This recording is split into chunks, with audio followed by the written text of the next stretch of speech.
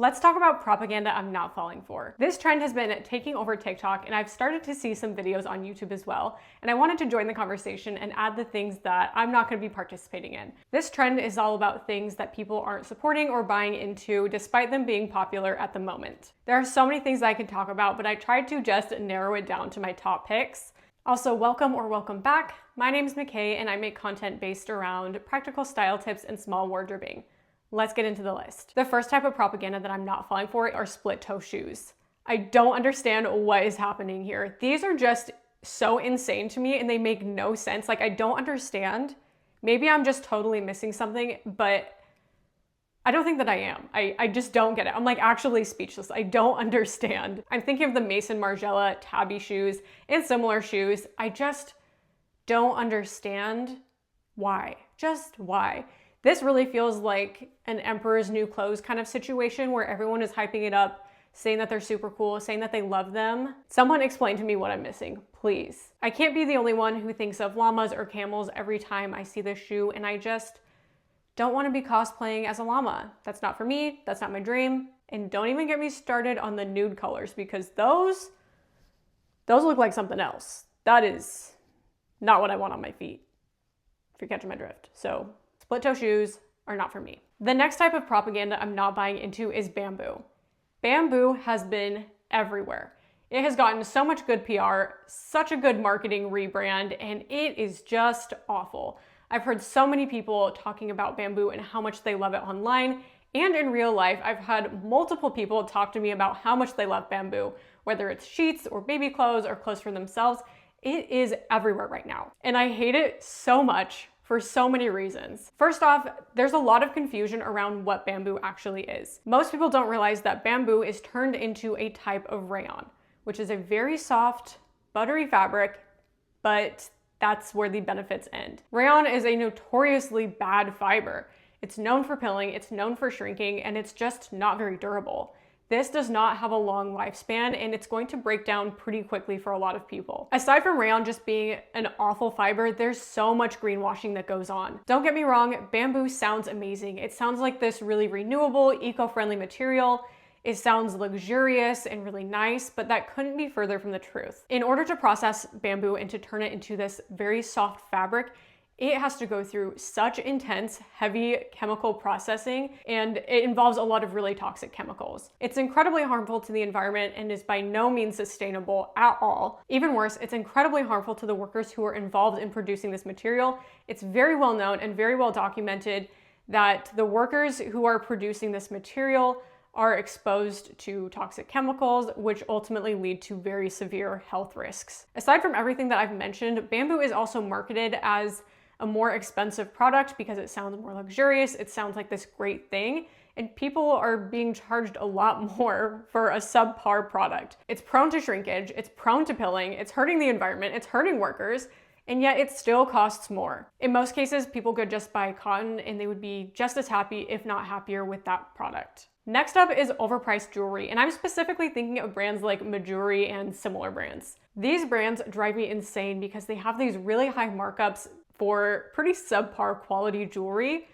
A lot of their products are vermeil or they're plated, which means that they have an expiration date. And it drives me crazy because they're marketed as heirloom pieces, things that will last for many, many years to come. And that's not the case. These brands have amazing marketing. They know what they're doing. They know how to sell a dream, but they're just not good products. They're gonna wear out, they're not gonna last forever, and they're really expensive for what they are. I'd rather just save up and buy the real thing and know that it will last for a very, very long time. Or I'd rather be intentional and strategically buy very affordable materials that are also high quality. So things like titanium earrings or sterling silver for jewelry is great. Or if you want something that's really trendy and cute, or you just want to try a new style, get something that's more affordable, just go for the cheaper option, and let's just call it what it is. The next thing I'm not buying into are copy-paste capsule wardrobes. Don't get me wrong, I'm a huge fan of intentional wardrobing and capsule wardrobes in general. I believe that having a wardrobe that you truly love is possible for everyone and that it can be accessible at a variety of price points. What I hate are these pre-built copy-paste capsule wardrobes that just don't work. It'll often include things like one white t-shirt, one black t-shirt, one gray t-shirt, a striped button down, and all of these basics that just ultimately don't end up working for people, and they're in no way personalized. Everyone's wearing the same thing. There's no real individuality or personal style going on. But on a deeper level, you might not like a lot of those pieces. You might not want to be dressing in only basics. You might not like wearing neutrals or these really stark colors, and it just falls flat for you. You by no means have to limit yourself to only neutrals or only basics to have a really great collection of clothes that's versatile and that you feel good in. The other thing is I've seen so many brands pushing ads for capsule wardrobes because they know that it's lucrative. Of course, they'd rather you buy a completely new closet over the things that you already own. Of course, they don't want you to like the t-shirt you already own. You have to buy their plain white t-shirt that's gonna be an investment and will last for years, but really, it might not work for your lifestyle at all.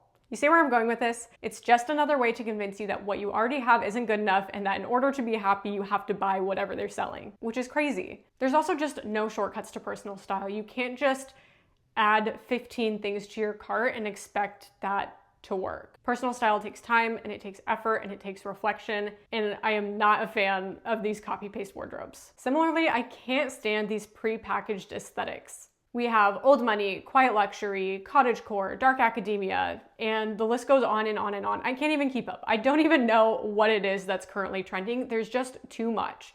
All of these aesthetics are so one-dimensional and they really put you into this box, and there's just no reason to do that. The best style I've ever seen can't be just described in one word. It doesn't fit into some clean, tiny little box.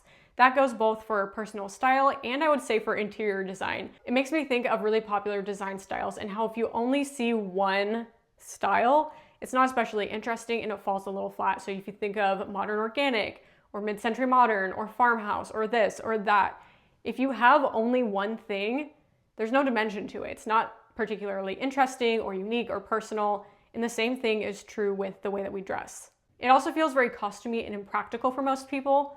Sure, I'm sure there are a few people that just really vibe with cottagecore, that is just absolutely their style. But for most people, I feel like that would be a bit much. Like any of these styles would be a bit much, a bit costumey, a bit over the top, and not real life. All that to say, the best style isn't only one thing. And it's certainly not prepackaged and served to you as a trend or as overconsumption. The next type of propaganda that I'm not falling for are sheer dresses or skirts.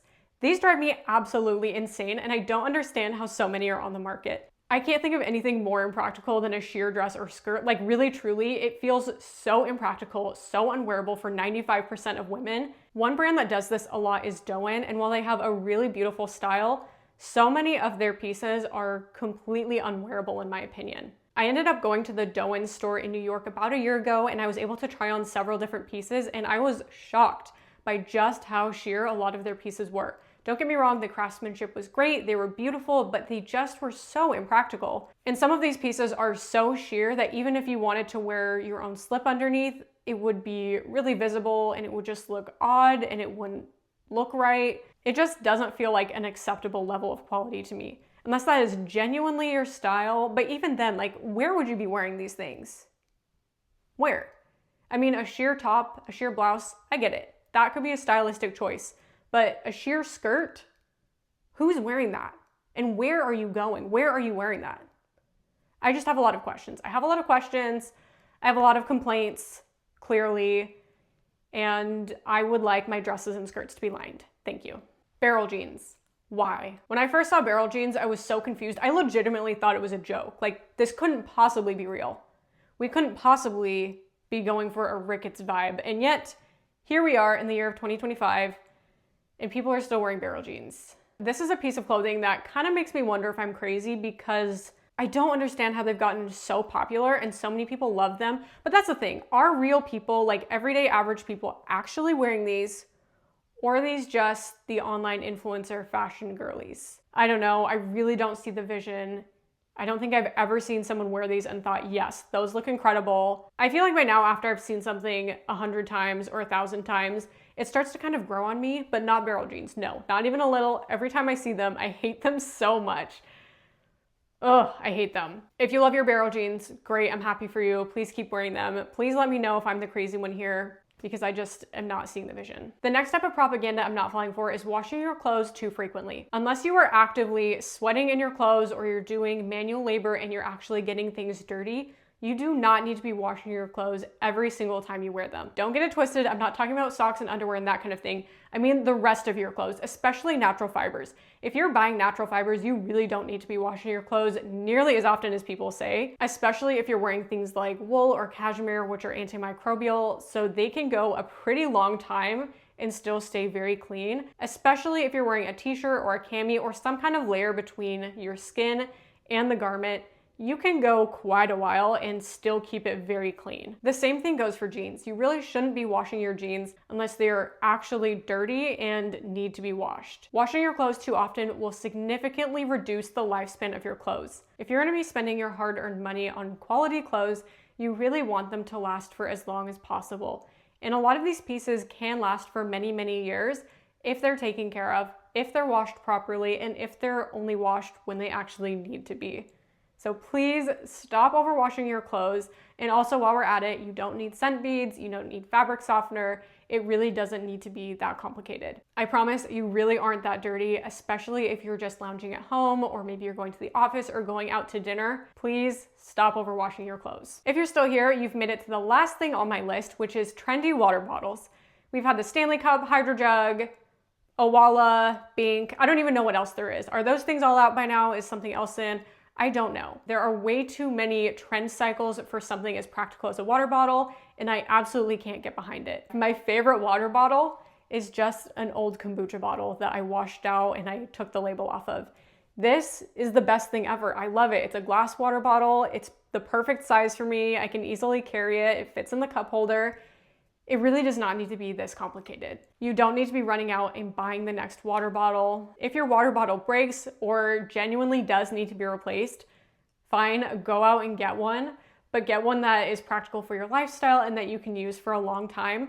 But otherwise, there's no need to be getting a new water bottle just because it's trendy. There you have it. That's all the propaganda that I'm not falling for. I'd love to know what propaganda you're not falling for down below in the comments. If you liked this video, please give it a like and consider subscribing. It really helps my small channel. Thanks so much for watching, and I'll catch you in the next video.